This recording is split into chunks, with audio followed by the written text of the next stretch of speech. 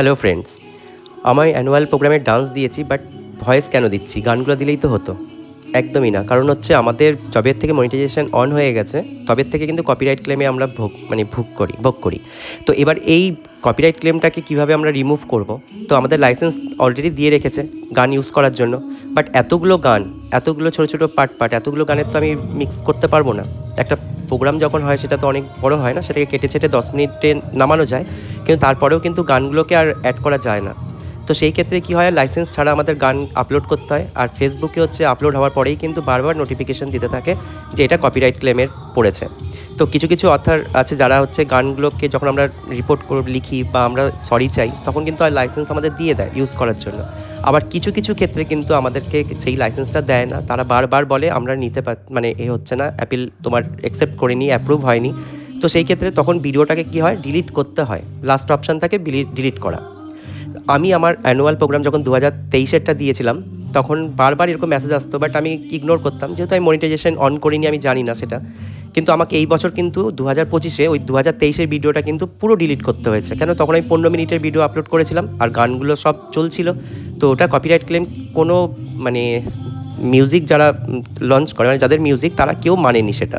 আমি অনেক অ্যাপিল করেছি, বাট আমাকে লাস্ট মুহূর্তে ডিলিট করতেই হয়েছে ওই ভিডিওটা। কেন? ওটার জন্য আমার কিন্তু ফেসবুকে এফেক্ট পড়ছিল। আর 1-2 মেসেজ না, ওরা বারবার করতে থাকে। তো সেই জন্য আমি এবার 2025-এর যেটা ভিডিওটা আমি মানে দিতে তো হবেই, কারণ সবাইকে আমার দেখাতে হবে, তোমরা দেখবে, যারা আসতে পারোনি তারা দেখবে যে কীরকম হয়েছে, কী কী ডান্স হয়েছে, কী কী গানে হয়েছে।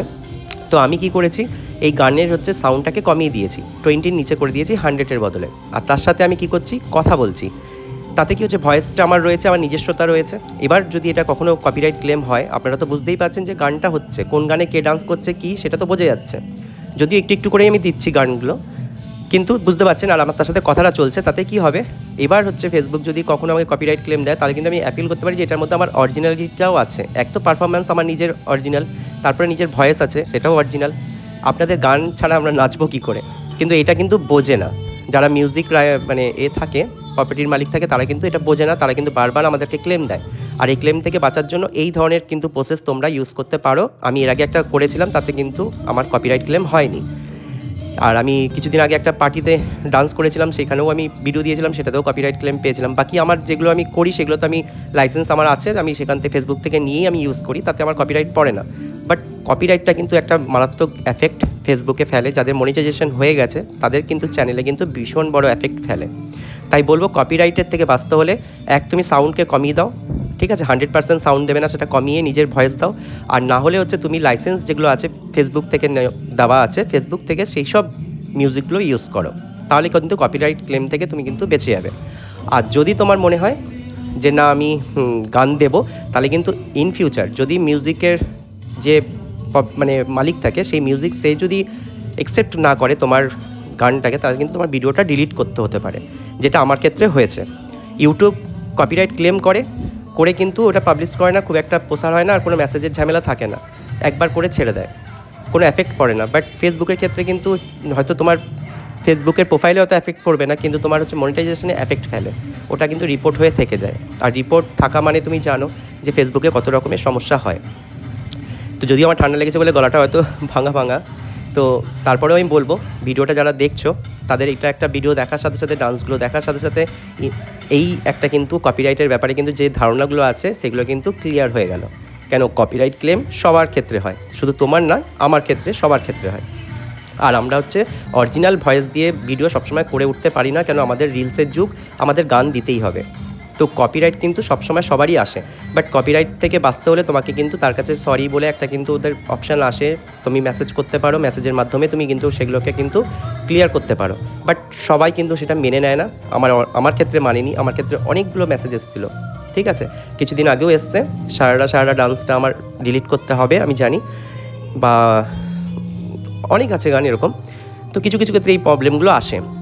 বাকি প্রোগ্রাম কীরকম লাগছে সেটা তো তোমরা অবশ্যই আমাকে কমেন্টসে জানাবে, কারণ আমি হচ্ছে তোমাদেরকে প্রথম থেকে দিয়েছি। আজকে সকালে দিয়েছিলাম যে আমরা মানে প্রথম থেকে কী কী করেছি, তারপরে শুরু হওয়া ইনোগ্রেশন সবই দিয়েছি। এখন আমি পারফরমেন্সগুলোও দিচ্ছি।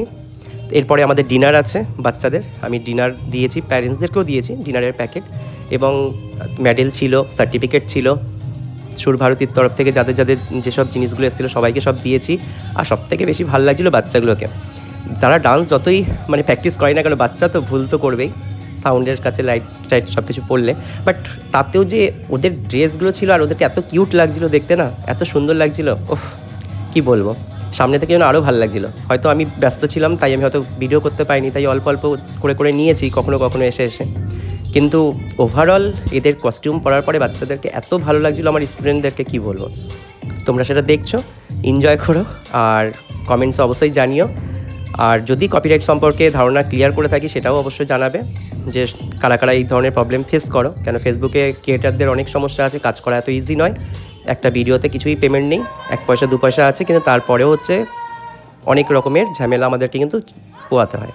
আর তার থেকে বড় কথা, টাইম না দিতে পারলে ফেসবুক করে লাভ নেই। কারণ ফেসবুক হচ্ছে শখের জন্যই করি আর শখের জন্যই করব, তাই জন্য আমি কালকে ব্যস্ত ছিলাম করিনি, তো ওটা আমাদের পুরো ডাউন করে দেয় সব কিছু, অ্যালগরিদম অনেক ডাউন করে দেয়। তো এটা তো চলবেই উতার ছাড়া। তো ফেসবুককে কাজের মানে যেহেতু করছি তাই কাজের হিসাবেও যদি ধরিও, তো এইসব ব্যাপারগুলো তো মাথায় রাখতেই হবে না, যেটাতে কপিরাইট আসতে পারে, এটাতেই এটা হতে পারে। তো সেগুলোকে সর্ট আউট করাটাই ভালো। আর আমার মতন অনেক ক্রিয়েটার আছে এই প্রবলেমে ভুক্তভোগী।